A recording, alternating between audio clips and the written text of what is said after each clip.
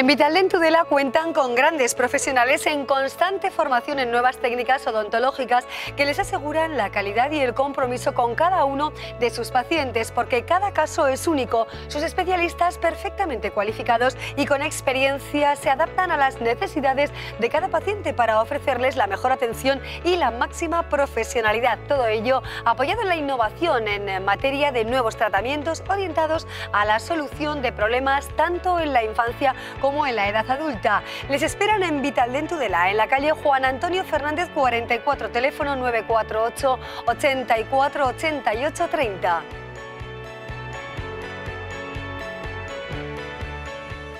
A menos de 5 centímetros, a pocos más, tenemos a nuestra invitada. Es la periodista y escritora Marta Robles, que tiene ya 13 obras en su haber, una mujer a la que conocemos por la radio, por la televisión, hace tantos años, y es imposible decir que siempre está igual de guapa, entre otras cuestiones, ¿verdad? Aunque a mí no me gusta destacar esto especialmente, pero es lo que le han dicho ya todos los invitados y todo el equipo aquí. Marta Robles está hoy en Pamplona para presentar su obra, su primera novela negra. ¿Qué tal, Marta? ¿Cómo estás? Bienvenida, buenas noches. Pues encantada, y además no sabes lo que agradezco. Imposible no decirlo, que con tantos Marta, años me piropeéis, qué gusto. Muchísimas gracias por estar aquí. Bueno, una mujer que conoce tan bien este medio, Marta. Nos contabas antes, ¿no?, la primera mujer que presentaba los informativos sola hace ya, bueno, una década, ¿no? O más. O más. Yo creo que hace 20 años. Hace 20 años se hizo el informativo de las 9 de Antena 3. Creo que fue la primera vez que se hizo el informativo de las 9 con solo una mujer. Y aparte se dio la circunstancia que también lo subdirigía, con lo cual pues eso era todavía bastante raro, ¿eh? Ahora luego ya han pasado muchas más cosas y ya fíjate, no tiene nada que ver, nada, pero es que en mis tiempos ese hombro te hubiera costado un disgusto. Ajá, fíjate que yo hasta me lo he pensado yo y también aquí un poco, ¿eh? Nada, va. Bueno, ¿cómo ha cambiado, ¿no?, la televisión? Ha cambiado mucho, la tele ha cambiado mucho y hemos cambiado todos en realidad. Y lo que a mí me hace más feliz es ver que cada vez las mujeres pues tenemos una presencia más distinta, ¿no?, a la que teníamos antes. Sí. Esa presencia distinta, ¿cómo la ves, por ejemplo, en las cadenas de televisión española, en los informativos, en los programas? Si hubiera que hacer un poco una radiografía, ¿con qué te quedarías? Bueno, yo creo que hace algunos años, pues es lo que te digo, las mujeres eran más las que acompañaban, empezaron siendo más bustoparlante hasta que empezaron a tener su propio espacio dentro de los informativos. Incluso había una entrevista potente y entonces la que la hacía era él en vez de ella. La manera de vestirse tenía que ser de una corrección exquisita, se tenía que ir con una americana, porque si no ibas con una americana parecía que ibas provocando, o sea, era una cosa curiosa. Fíjate que cuando yo hice ese primer informativo, el primer día me pusieron una chaqueta roja, yo no tenía ni idea de lo que me iba a poner, ya sabes, los nervios del primer día y tal, pero al día siguiente una de las críticas me ponían que es que me había puesto con una chaqueta roja para que se me viera más guapa, y a mí me importaba, pues imagínate lo que sabemos que es la adrenalina de los informativos, que te impide prestarle atención desde luego a lo que te pones, ni a nada de nada que no sea la propia noticia y el propio plató y la propia circunstancia que estás viviendo en ese momento. Claro. ¿no? Has trabajado también en la radio, escribes, tiempo para todo, Marta. Bueno, tiempo para nada. En mi casa me dicen que no tengo tiempo para nada y me reclaman cada vez más. Pero mira, como vivimos las mujeres en este momento de culpabilidad permanente en el que cuando estamos trabajando pues parece que estamos traicionando a nuestras familias, y cuando estamos con nuestras familias parece que estamos traicionando el trabajo, yo trato de no sentirme culpable ni en un sitio ni en otro y de disfrutar. Y si estoy aquí contigo y vengo a hablar de mi libro, como decía Umbral o lo que sea, pues estar tan feliz como la ocasión lo merece, y cuando estoy con mis hijos y con mi marido, pues aprovecharlo de verdad. Vivir el aquí y ahora, ¿no? Que decimos y que tenemos que interiorizar, efectivamente. Bueno, nos centramos en esta novela que por el título nos hace pensar que es una novela con un contenido sexual importante y quizá un poquito erótica también. ¿Estamos confundidos en parte o no? Pues mira, yo creo que eso es lo que parece un poco por la cubierta del libro y quizás por algunas píldoras, algunos aditamentos, también un poco, me imagino, que de la propia editorial. Pero lo cierto es que el sexo que hay en A menos de 5 centímetros no es un sexo para calentar las páginas, no es un sexo facilito, es un sexo duro, y no precisamente por las posturas del Kama Sutra, es un sexo vacío de amor, un sexo por compasión, un sexo por obligación, un sexo por sometimiento, un sexo como arma de guerra.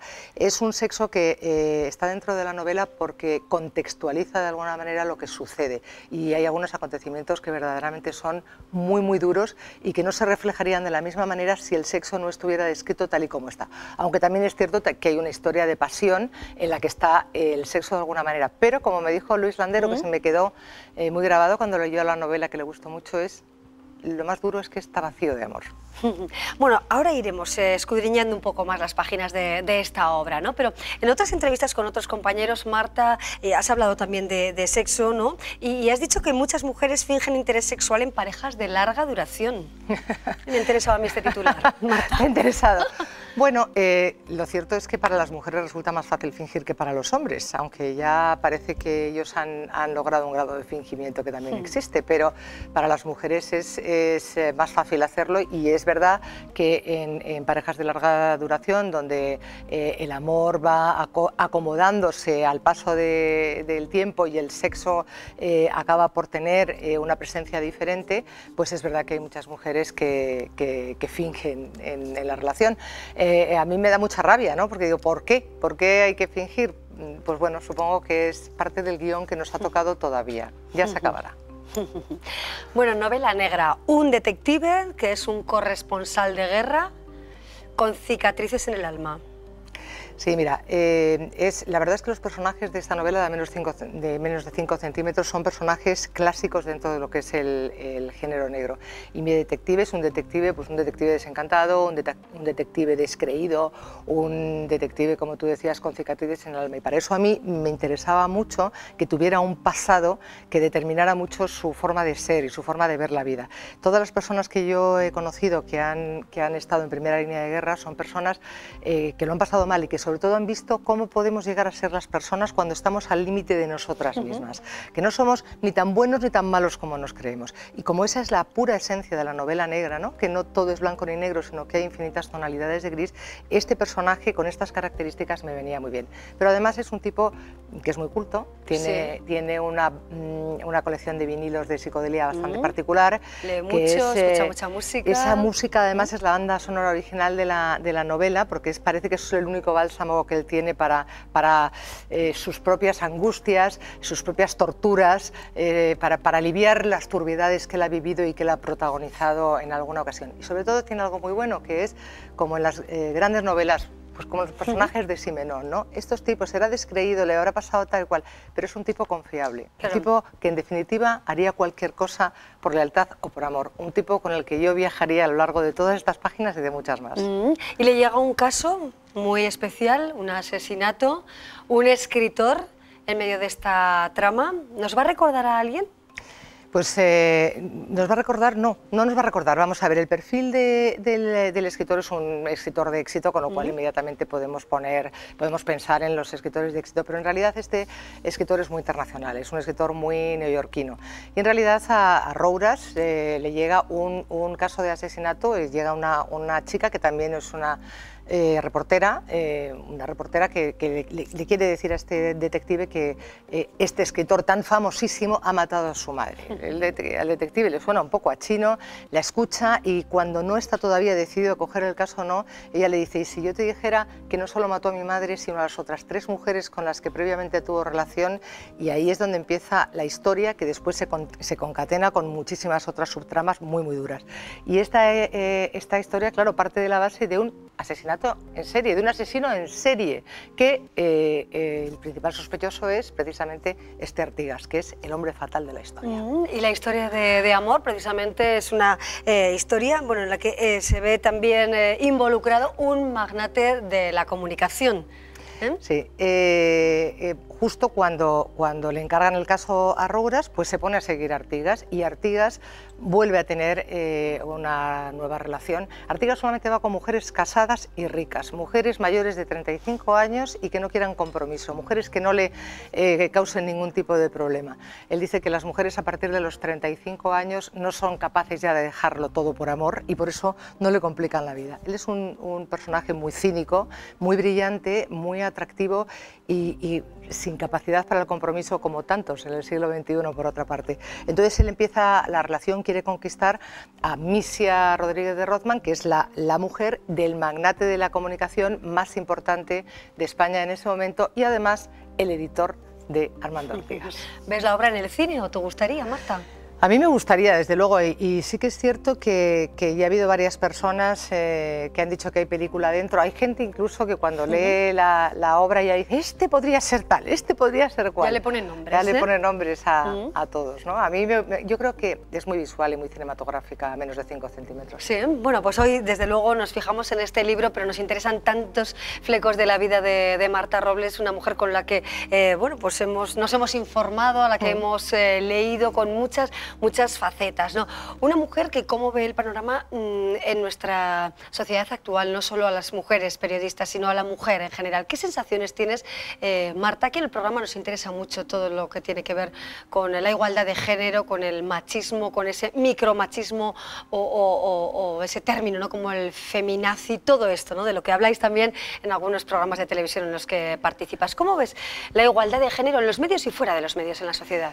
Bueno, pues en realidad los medios no hacemos más que recoger lo que sucede en la sociedad y desde un punto de vista de privilegio, porque quiero decir que con todo, nosotros dentro de los medios, como te decía, hemos ido avanzando considerablemente. En la sociedad sigue habiendo una enorme desigualdad y eso lo vemos en las cifras de mujeres maltratadas y de mujeres muertas a lo largo de los años. Es que es increíble, son cifras que superan las del terrorismo en nuestro país. Es sorprendente que esto siga pasando cuando se supone que estamos todos luchando en conjunto contra esto desde cualquier punto de vista político.